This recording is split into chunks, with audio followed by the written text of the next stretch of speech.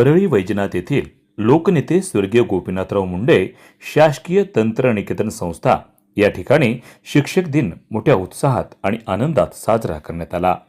प्रारंभी डॉक्टर सर्वपल्ली राधाकृष्णन यांच्या प्रतिमेस मान्यवरांनी अभिवादन केलं. या कार्यक्रमाच्या अध्यक्षस्थानी रोखपाल कृष्णा सावंत हे होते, तर प्रमुख अतिथी म्हणून अंबाजोगाई येथील दैनिक वार्ताचे संपादक परमेश्वर गित्ते, अंबाजोगाई येथील युवा उद्योजक संतोष वागाळकर उपस्थित होते. तर व्यासपीठावर प्राध्यापक Solewad sir, Pawar sir, Khedkar sir, Mali sir, श्रीमती Mulla madam, Awad madam, Kale sir, Madhav sir, Munde sir, Shiledar sir, Sana madam, Patil sir, Kendre madam, Biyabani sir यांच्यासह गुरुजन मोठ्या संख्येनं उपस्थित होते.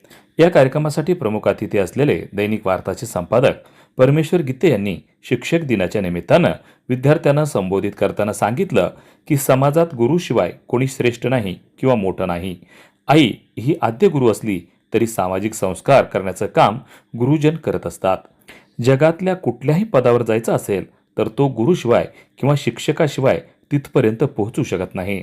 पुजारी सर यांच्या मार्गदर्शनाखाली 39 वर्षाच्या सेवेत हजारो विद्यार्थी घडले आणि चांगल्या पदांवर काम करत आहेत.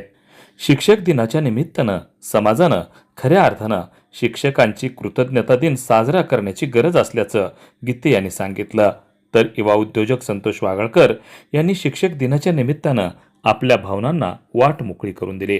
बोलताना म्हणाले की शिक्षक हे नेहमी निस्वार्थीपणे विद्यार्थ्यांना घडवण्याचं काम करतात. माझ्या जीवनात व यशामध्ये प्रामुख्यानं गुरुजनांचा वाटा मोठ्या प्रमाणात आहे.